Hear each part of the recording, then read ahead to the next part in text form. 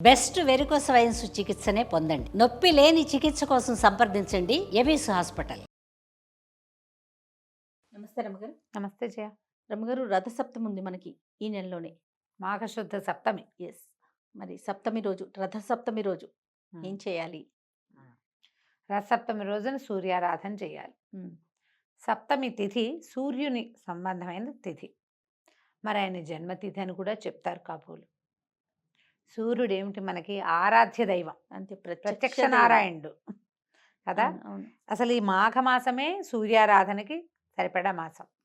సప్తమి తిథి చాలా విశేషమైనది. ఆదివారము సప్తమి వస్తే ఇంకా మంచిదట, ఇంకా మంచిది.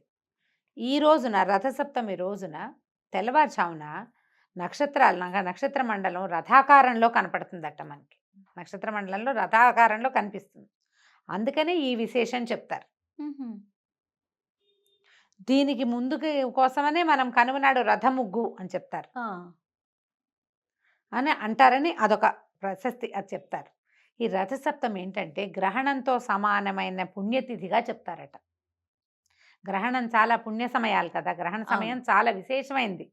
ఆ సమయంలో చేసేటువంటి స్నాన దాన జప తపాదులు విశేషమైన ఫలితాన్ని ఇస్తాయి. గ్రహణకాలం పుణ్యకాలం కదా, అలాగే ఈ రథసప్తమి కూడా అలాంటి పుణ్యతిథి. ఓకే. ఈ రోజున చేసేటువంటి స్నానము, దానము, జప తపాదులు, తర్వాత తర్పణం కూడా పెద్దవారికి ఇచ్చేది, అది కూడా విశేషమైన ఫలితాన్ని ఇస్తుంది. సూర్యుడికి అర్ఘ్యం ఇవ్వటం మనం మాఘమాసం అంతా చేసుకోవచ్చు అట్లా. సూర్యుడికి అర్ఘ్యం ఈ రోజున ఏం చేస్తాం మనము, అందరిళ్లలో చేసేదే రథసప్తమి నాడు పాలు పొంగించుకుంటాం. అంతే. సూర్యుడికి పాలు పొంగితే ఇష్టం. ఆ పొంగిన పాలలో వండిన పాయసం ఆయనకు ప్రీతి, తీయని పదార్థం.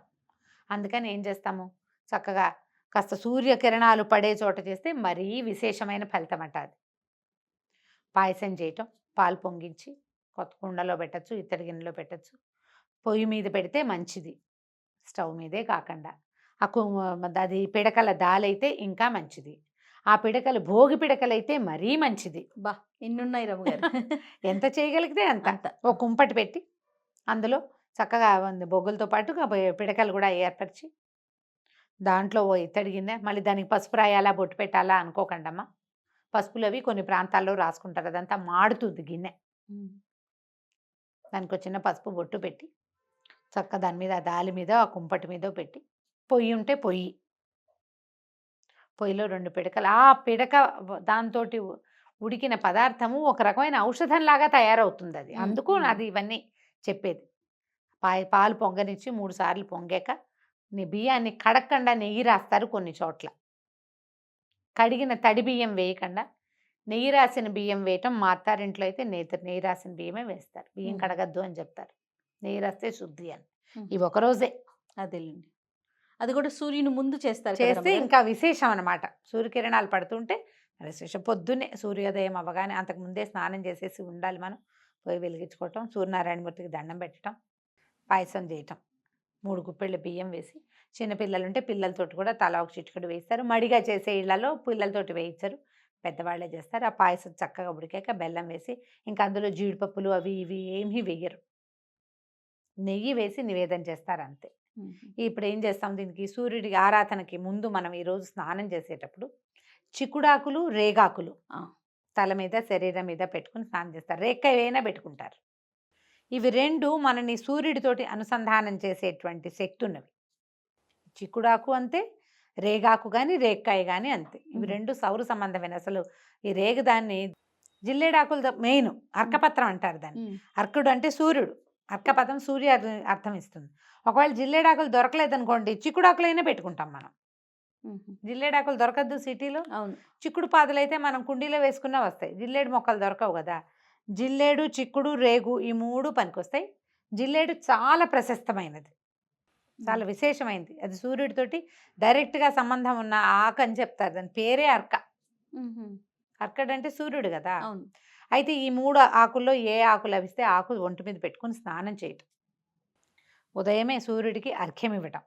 రాగి పాత్రలో సూర్యుడికి అర్ఘ్యం ఇస్తే విశేషమైన ఫలితం లభిస్తుందట. రాగి పాత్ర నిండా నీళ్ళు పెట్టడం, సూర్యుడికి చూపించి నీళ్ళు వదిలిపెట్టుకోవటం. అప్పుడు ఈ పాలు పొంగించి ఈ పాయసాన్ని నివేదన చేయటం, ప్రత్యక్ష నారాయణుడికి నివేదన చేస్తూ ఆయన్ని మన ఇంట్లో ఒక రథం చేసి దాని మీదకి ఆహ్వానిస్తాం. ఏం చేస్తాము, చిక్కుడుకాయలకి పుల్లలు గుచ్చి రథం 7 కాయలతోటి రథం ఆకారంలో చేసుకుంటాం. చిక్కుడుకాయల రథం. మా ఫ్రెండ్స్ ఎంతమంది ఫోటోలు పెడుతుంటారో నేను చిక్కుడుకాయల రథం చేశాను అని. రథం రాని వాళ్ళు ఏం చేస్తాము, నా 2 కాయలకి అటు 2 పుల్లలు గుచ్చితే ఇట్లా నుంచుంటాయి కదా, ఇట్లాంటివి జోళ్ళు చేసుకుని ఒకదాని మీద ఒకటి పెట్టి ఇట్లా 7 వచ్చేటట్టు పెట్టుకోవటం. సప్తాశ్వరథం ఆరూఢం ప్రచండం కశ్యపాత్మజం అని చెప్తారు. సప్తాశ్వరథం ఆరూఢుడు ఈయన 7 గుర్రాల జోదు. ఆయన పొద్దునే ఎట్లా వస్తాడు, బంగారు రథం, దానికి ఒకటే చక్రం ఉంటుందట. చక్రమే, ఒక చక్రమే ఉంటుందంటారు. దానికి కాళ్ళు లేని అనూరుడేమో సారథిగా ఉంటాడు. 7 గుర్రాలని కట్టుకుని వస్తాడు.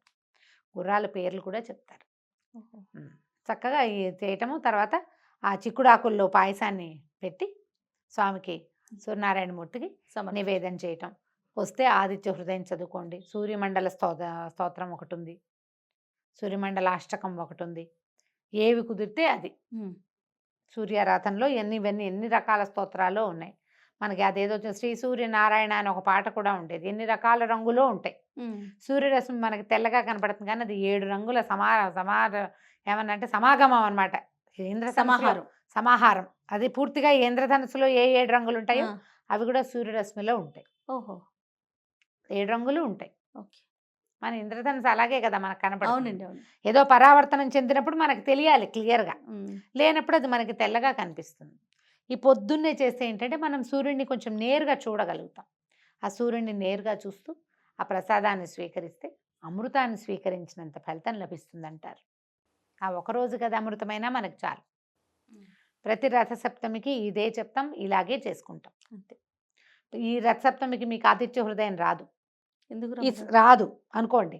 ఈ సంవత్సరం అంతా చదివి వచ్చే సంవత్సరానికైనా ఆదిత్య హృదయం నేర్చుకోండి. అప్పటికి ఏడాదంతా నేర్చుకుంటే వచ్చే సంవత్సరం వస్తుంది అంతే. పిల్లలకి కాస్త మాటలు వచ్చిన పిల్లలకి ఆదిత్య హృదయం చెప్పడం మొదలు పెట్టండి. వచ్చే ఏడాదికి చక్కగా నోటికి వచ్చేస్తుంది. ఆదివారము ఆదిత్య హృదయం చెప్పించండి. పిల్లలకి ఆరోగ్యము జ్ఞానము 2 వస్తాయి. ఆంజనేయ స్వామి సూర్యుడి దగ్గరే శాస్త్రాన్ని చదువుకున్నాడు. త్రిసంధ్యలు ఆయనతో పాటు తిరుగుతూ చదువుకున్నాడట. ఆంజనేయ స్వామికి అంత జ్ఞానం ఎక్కడి నుంచి వచ్చింది? సూర్యుడి వల్ల. అంతే. పిల్లలు కూడా అట్లాగే జ్ఞానం వస్తుందని చెప్పటము, అది చక్కగా ఆదిత్య హృదయం నేర్పించటం. ఈ సంవత్సరం నాకు ఆరోగ్యం బాగుండలేదు కాబట్టి పాయసం చేద్దాం అనుకున్నాం, మనం చేయలేకపోతున్నాం. చేయలేమా రమ్మగారు? కుదుట పడదంటారా? చూడాలి. ఓకే, చక్కగా ఒక గిన్నె పెట్టి పాయసం చేయండి. అమ్మ పొయ్యి లేదు, పిడకలు లేవు అని అనుకోకండి.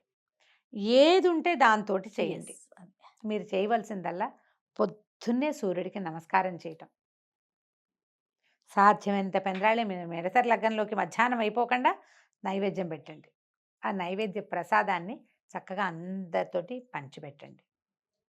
పిల్లలకి ఒక్క సూర్య సంబంధమైన శ్లోకమైన నేర్పించండి. భాస్కర శతకం అవి కూడా కనపడతాయి కానీ అవి ఏవో రకరకాలు ఉంటాయి. ప్రధానంగా మనకి ఆదిత్య హృదయమే చాలా మంచిది, విశేషమైన ఫలితాన్ని ఇస్తుంది.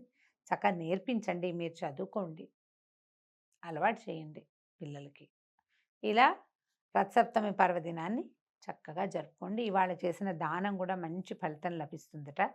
కాబట్టి అవకాశాన్ని బట్టి దాన ప్రక్రియ కూడా ఏదైనా చేయండి. తప్పకుండా. నమస్తే.